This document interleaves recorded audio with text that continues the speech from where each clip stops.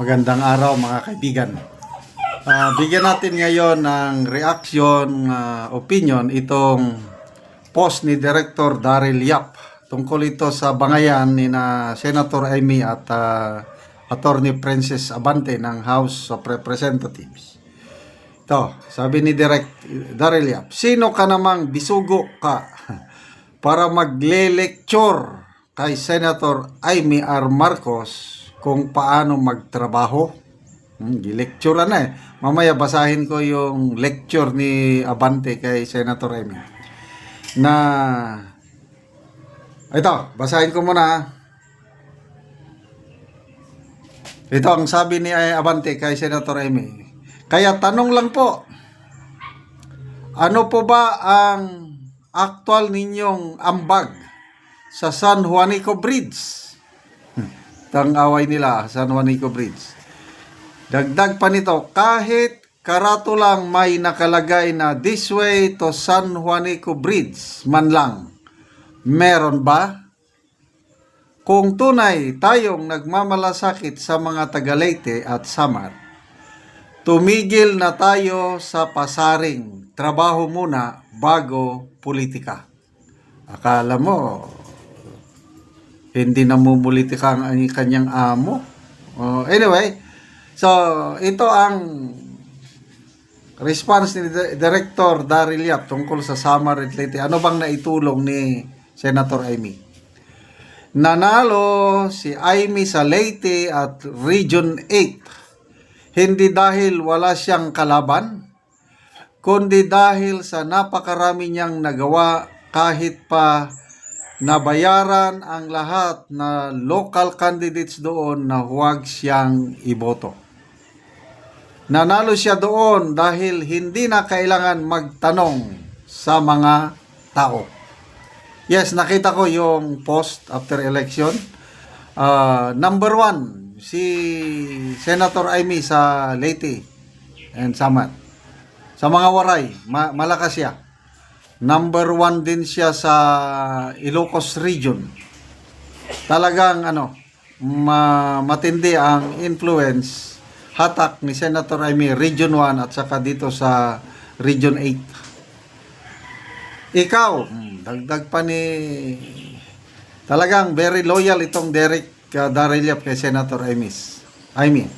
Ikaw ang magtrabaho. Huwag ka nang magtanong na para kang host ng quiz Bizugo.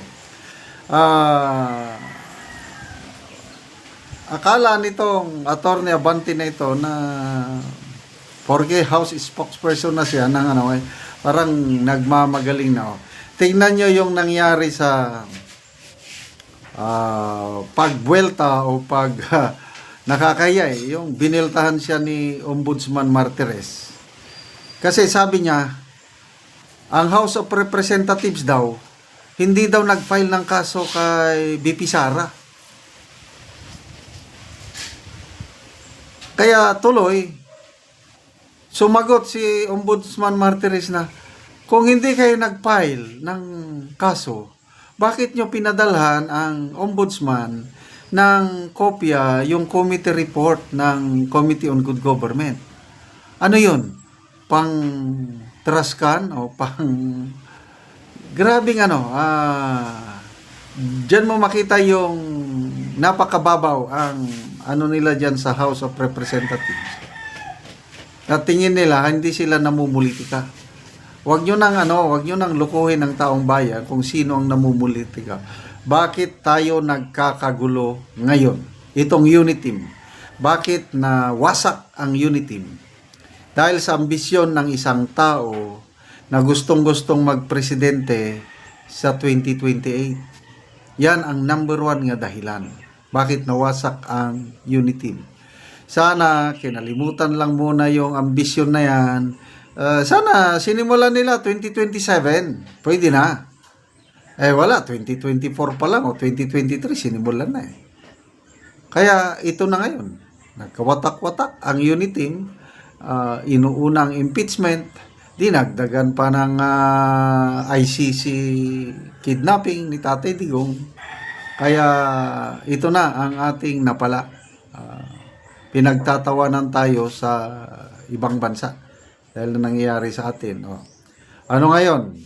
Pinagmamalaki nila, second fastest growing economy daw ang Pilipinas. Ngayon, nagsalitang World Bank na mahina ang economic growth ng Philippines. Hindi natin namimit ang mga economic growth targets. Kasi nga, palaging bitin. Hindi nasa 5% lang ang growth natin, more than 5. Ang mga target growth sana 6%. Hindi naaabot dahil may diferensya sa pagpapalakad sa bansa. Okay? So, yun. Dahil diyan maapektuhan ang foreign investors confidence, yung lumulubo na utang, budget deficit, utang ng utang, mas marami yung ginagastos kaysa yung income.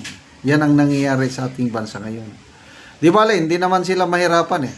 Dahil kahit utang sila ng utang, bahalang lulubo, estimated, abot ng 20 trillion pesos ang utang ng gobyerno natin pag alis nila. Eh, sinong magbabayad? Eh, di tayo. Kaya baliwala sa kanila yan, utang lang ng utang. Yung PhilHealth, na ilan yun? 60 billion. Kung mag-decide man ang Supreme Court nga ibalik, okay lang daw, ibalik. Kaya lang, isama nila sa budget sa 2026, di tayo pa rin ang magbabayad. Ganyan na po ang nangyari ngayon. Kaya, sino ngayon ang hindi namumulitika? Akala mo, trabaho lang sila ng trabaho. Magbasa tayo sa mga comments. Yel Domingo, sa lahat ng princess, ito yung ayaw mong sagipin para mabuhay. Melvin Templa, yung princess pangalan mo pero kamukha mo tatay mong Satanas. Grabe naman to. Ryan Bugaw, tanungin natin si Princess kung anong ambag niya before siya naging speaker ng HOR. Gemma Reluna, may mukha siyang talakitok. Amilita Ibata, feeling kamag-anak ng mga Marcos at Araneta kung umasta. Grabing umasta nga. Kasasabak lang sa akala mo kung sino siya na lecturean niya ang isang senadora. Anyway, salamat sa inyong pagsubaybay sa ating channel mga kaibigan. Nakakatulong kayo ng malaki sa tribong talanding ng Bukidnon dahil ang sweldo natin sa channel na ito is pantulong natin sa tribo. Sa ngayon, namimigay tayo ng mga libreng yero at pako para makapagpatayo ng mas maayos na tirahan ang tribong talanding. Panoorin nyo ang video na ito. Ano pwede naman yung guide yung tampo doon.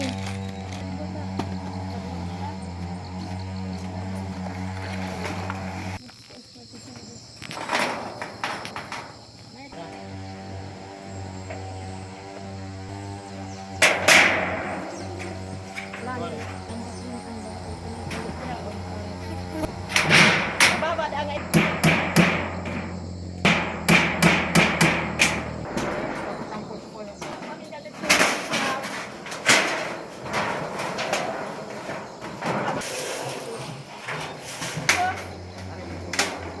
Og karon nindot tagid ka tan-awon ang balay ilang ante.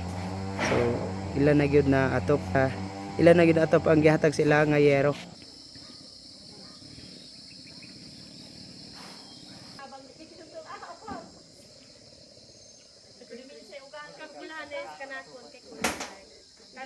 Nindot na gyud kayo ang balay ilang ante.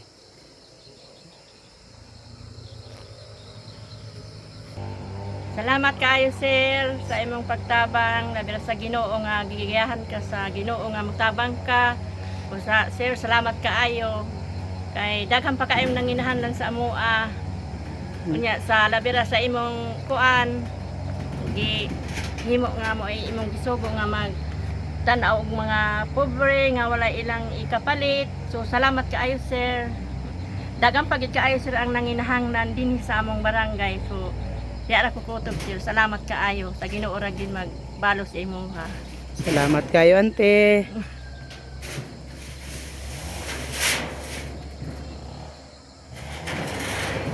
at sa iyo na no. Sagdi sila sa mamaya.